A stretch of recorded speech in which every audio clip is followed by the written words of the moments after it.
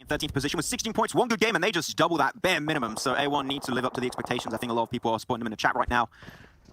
And hopefully they'll be able to help out the team on their morale. Nade coming out a little bit short, I believe, for Lamborghini. Will put himself back inside the building. You gotta be careful because there's another team right on the side, and that is I8. I8. So they are pinned down to Xavier, and they need to be able to be on their top tier game if they want to have just the slimmest chance of coming out on top as a four-man, because that is not an easy fight they're gonna take. Also not going to be an easy fight for Myths, as BTL already 4 kills strong, so they're feeling the fire, they're feeling the burn of what they can achieve, and they're looking to go aggressive on it. Suxy sends himself up, he has that UMP, going to cook a smoke to try and give him an angle of protection, but now another one is going to have to stop him from getting knocked down from Hosem, so really good adaptiveness from BTR. Yeah, going to be able to play that one just fine. Hosem, bang, goes the dynamite wall, the grenade, should I say, as he's going to be instantly knocked down. BTR is going to have to take this on a little bit slow because they have a little bit of a hard time really pinning down. BTR, I love the point that you in the direction of another fight, but they need to focus on Myths and Myths alone. There you go. Yeah, Suxy's gonna go a little bit wider there. You gotta be careful, Broly. Right behind there in the bush. He goes for the spray, and unfortunately, he will get knocked on down. BTR still up to 2 players. Gets a double knock. That's gonna be so well played, actually, from Broly. Really worthwhile for his team. But Myth, they still have another player, but he's so far away. He took the knockdown onto Ryzen. Reflex is just nowhere to be seen currently and cannot get there in time to go for the rest on his teammates. And unfortunately, this is going to be coming up to almost nothing. And the influence he's going to have on this game is so little. But though the circle shifts once again, and this is horrible. There's only one team out of 11 inside that circle. And it is going to be the Japanese team of Reject. Boy, oh boy, they're looking good. And I don't know exactly what happened to the Xavier in terms of who took them out, but between I8 and the circle, it's a big spot to hold on to. If they can take out and get the advantage onto Valdis, it could be their game to win. Now looking at Reject, I said they've been on the south. They do take down the last player, Fnatic Zombies, but they've also allowed I8 to encroach on their space unnoticed. Up the hill, I8 go. Will they be able to get the advantage onto Reject? Yeah, there's only one team that's going to come out of this one. You have to take the fight. If you just remain on the lower position, you're going to be losing that fight instantly. You need to take this fight towards Reject, but they can't do so. Now they're putting the smokes down. Shown today, I do not intend to push this one aggressively. They want to slow things down and reduce the aggressiveness from Reject. But Reject, they do not want to slow this one down. They want to keep the pressure up, and they want to pop those shots as quickly and as often as they possibly can. A few nades though on I8 behind those rocks will be big, but the smokes are making it really hard for Reject to get that information. The molly though is great to slow down the pathing of Reject. Divine goes back into the molly and gets knocked down. That's a double molly knockdown, I believe, Imperium. To pieces. Sarah is going to be up and ready to go for I8. Now you know you've got 3 knocks. You should go for the push onto Reject. Oh, go for the revives. You're killing me, I8. Take the opportunity to strike. The blue zone's closing in on phase 6. You're doing nothing other than wasting time to get kills in this game. Reject realized that. He's moving away, but the advantage is still over into the arms of I8. Amazing nade from Crypto. That's a double coming his way. The still one player of Reject is going to be moving forward, and Duello's just on the slither of HP. Will go for the medkit, so he's back at 100%. But he still wants to ruin the chances of I8. But he's got the smoke that's still going to make it so hard. He's spotted from a distance, and that's going to be I8 once again getting the kill. Who was that? I believe it was Crypto. This guy's on fire this game. Like a coin rising up in value in this Sandhawk game. Valdis now trying to hold on to the northern edge of Paradise Resort. DS has only one player left up at A1. They are waiting for the time to strike like a snake in the grass. Venom fueled into the top 6 teams we are. Navi, they opted to move away. It's low-key worked out, but they only have one player left. Yeah, Mafia Ninja is still in the blue, and I don't know how many first aids he has. If he has a decent amount, that could be a top 3 coming his way. We've seen a few strats like Panda in Western Europe, here, where it does reward you as a top 3. Even sometimes you see it be rewarded top 2. So we'll have to keep in mind and see if DRs get eliminated later on. ZZP, though, trying to heal off inside Paradise itself. Maybe he was able to loot a little bit after that huge fight that was going up over there. But Valdis able to make it up as a 2-man. They got great oversight, but a lot of teams sneaking up, so very hard to get the information that Valdis desperately needed. Yeah, that's the end of ZZP. The only player that would have caused any kind of real potential issue to Valdis in that moment. A limited amount of first aids, they had to move away and Valdis pick him off. Now we are left with 14 really in the mix though. Valdis, Navi, I8, and A1. This is going to be very, very close. Kitsune, ex-Ada from Cloud9. We're here in the Eastern region trying to wrap up for the Navi boys. Dick's actually going to be going straight for the warehouse. He's right on top of A1. I don't think that's going to go any further. Martin unfortunately delayed his rotation a little bit too much and instantly got taken down by Revers. Actually really that kill himself. Kitsune got spotted out by Blade. And this is up to 9. This is the best game we've seen so far from the I8 team. And we'll see if they can try and push it to the limits and see if they can actually turn this one into a big fat dub. The nades are going to be roaring up onto I8. Revers could still get resed up behind that smoke, but they're taking it a little bit slower this time around. At the end of the day, with reviews going down at the hands of Sinister, that puts A1 in the body advantage. 6 can do nothing. The circle has gone towards the A1 boys. The Bangladesh representatives as DRS go down. Still 4th place. That's a big win. That's still huge for DRS from the POW. We'll see if they can try and get more as the day goes on. Now we're down to top 3. Going to be having Valdus back in the top 3 after that last game. They're going to be happy, trying to live up to what they did yesterday. The thing is, A1, they should know Martin was just a knock. They should know there's a chance the player's going to be right behind that wall. Jack tries to jump out. Beautiful. Not get spotted just yet. There's her Pronin down. Crypto is inside the winning 6, gets caught out. We're left with our final 2 teams. Yeah, that's it. That's it for Valdus, 3rd place. And even taking himself the other player of IA out, and that's going to be it. Finally, we get ourselves our win for A1 Esports. It's going to be the attempt for Valdus. Let's see if they can hold on strong to this spot. Have yet to push, but GeekFam, this is the thing I said about GeekFam. I love how they know when teams are going to rotate through what conditions. Yes, sir. And just defend it. Just hold on to it. And they just make the fight go from normally what would be a hard mode into an easy mode. They just got to hold on to the ridge line, keep on contesting the position of Valdus, keep throwing nades their way, and now they might just take out of each other themselves. DRS is slowly pushing behind Valdus. So Nepal going up against Valdus is going to be mixing things up quite a significant bit, but DRS... NASA, should I say. They're going to get onto the kill feed really significantly. We want to see this team go more aggressive, so I'm happy to see that actually happening. But now it's going to be damn rude. In the great knock and concept, still up and ready to go. DRS are kind of avoiding taking on this fight fully. I don't know if they realize that GeekFam are there. That's what I can expect. So they're going, okay, well, we don't really want to get involved because we could get third party. They're heading more towards Yala, but still outside the circle for the time being. A lot more comfortable in the south, though. NASA went out. A1 went out also. No, I'm not going to lie. I'm still... Hey, NASA, you guys were actually taking a fight. It's good. Keep fighting. That's what we want to see you guys trying to do for the games that remain throughout today and also the last 2 days of the World Invitational. Though GeekFam having 1 and 2 casualties actually going to make it a lot easier for Martin to go for the push. Valdus, they're knocking on Evan's door and they're going to be taking everyone out of this spot into the northern side. Only 1 more remaining. They do get himself a res force per second. Wow. That's it. GeekFam, I said it. They had one of the strongest spots, but Valdus made it look like it was so easy. It seems like patience paid off for Valdus from Thailand, right? They stayed down, stayed quiet, but nobody really pushed them. DRS avoided them. They got taken out by Yala.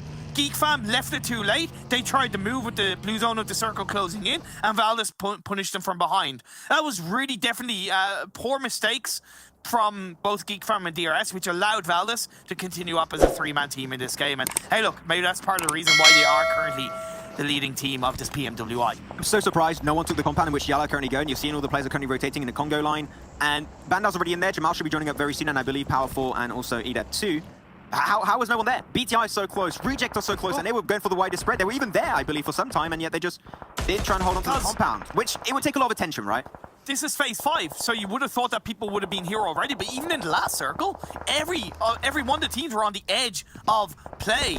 Maybe there's an unfamiliarity with this kind of terrain from a lot of these teams, but it's causing some great action to unfold in front of our eyes. Blacklist still being relatively quiet, but they're now going to have to start to make some noise because they've Yala, they BTR, they Reject Scarlet, who are just full sending it in. Well, I mean, jackpot right now for Yala. 1 knock coming out from Zuxi from a distance, and that's going to be Reject trying to go for a last resort. I mean, it was not even a last resort play. They didn't have to push, but they tried to go there early so they would be a little bit safer. And yeah, once again, another jackpot coming their way. There's some extra kills coming for free over to Yala Esports. And BTR, they saw that fight happen. They're thinking there might have been some casualties. There might have been some severe damage coming on through onto Yala. Maybe we can make that push and that breach actually come through.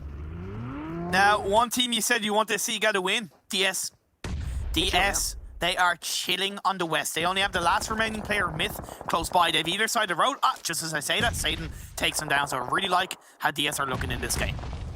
Really enjoying it. So they're going to be careful. If any team is alerted of where DS currently stand, they got no buildings, got very little cover to play from. So they're going to try and just sneak their way closer and closer. ZZP is going to be serving as more of a scout there and a little bit of high ground up north and trying to get more intel as to what's happening. But they got so much breathing space. They don't have to take a fight, and hopefully teams do not detect him. And if the circle comes their way, there is a clear chance that the South Korean team could be taking himself the win. Though circle shifting right on top of Valdus. A big portion of the compound of Yala is now going to be taken out of commission. BTR and now I8. What's going to be the game plan for these two teams? Very, very tricky. Now, what I did like about I8 is that UZM had started kind of edging more towards the southwestern side of that previous circle to try and maybe get a bit of information on the west. But it seems for the time being, they are more heavily focused on BTR's direction.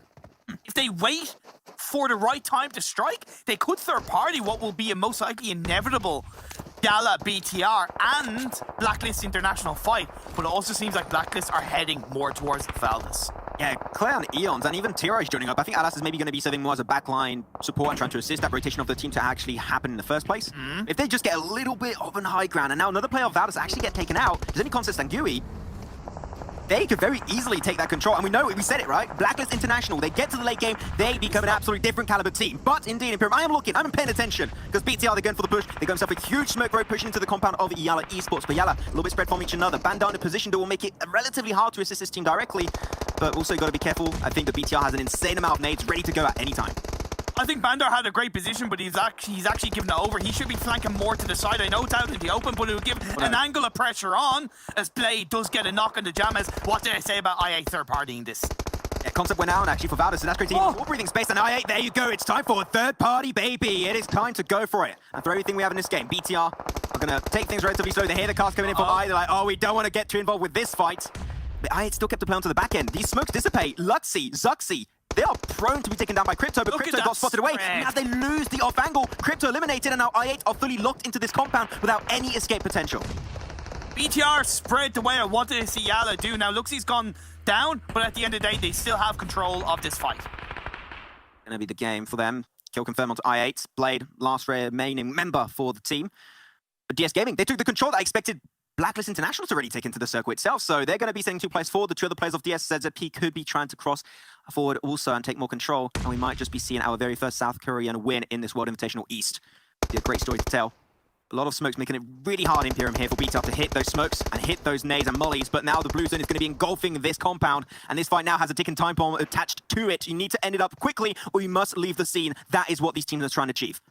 Like sardines in a can, 3 teams are raging into the buildings of this compound. The circle has shifted up north, so all of these players have to move out, face each other, and move across the road.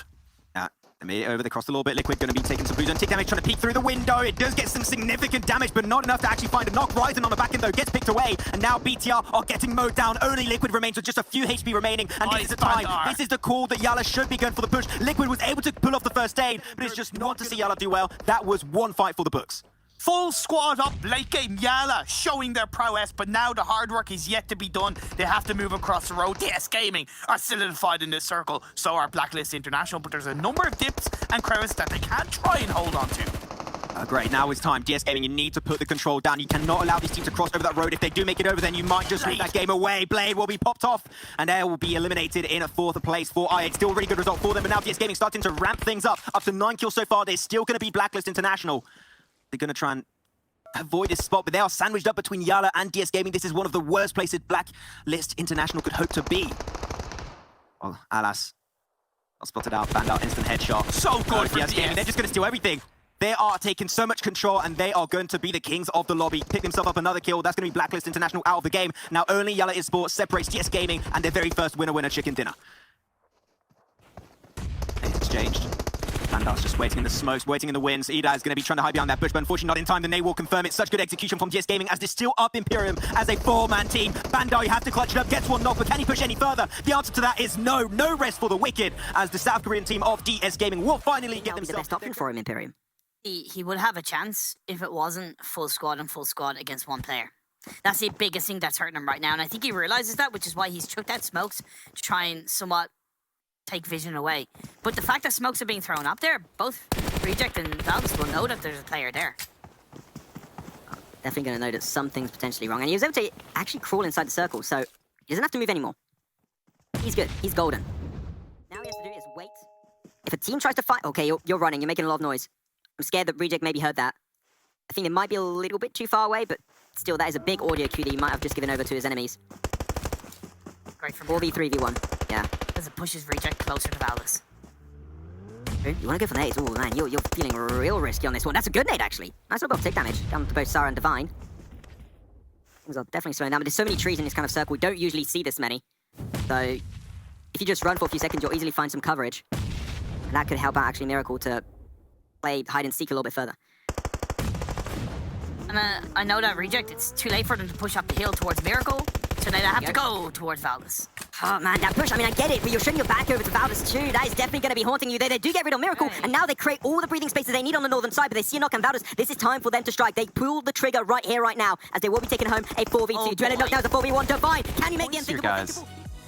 Yeah, I mean, those 28 points they got at the end in the final game really helped themselves out, right? I really felt like the lead they had yesterday, 50-point lead at the end of day one, it was kind of going to be whittled away with how quiet they were so far today. But then, yeah, a 28 game will definitely enable them to maintain that lead. But that being said, I like the little bit of a shakeup we've had here so far. Zeus Esports climbing to the second place. And then, of course, the rest of the SCA team still performing, still delivering. And we have Navi still not in the top 8, Blank.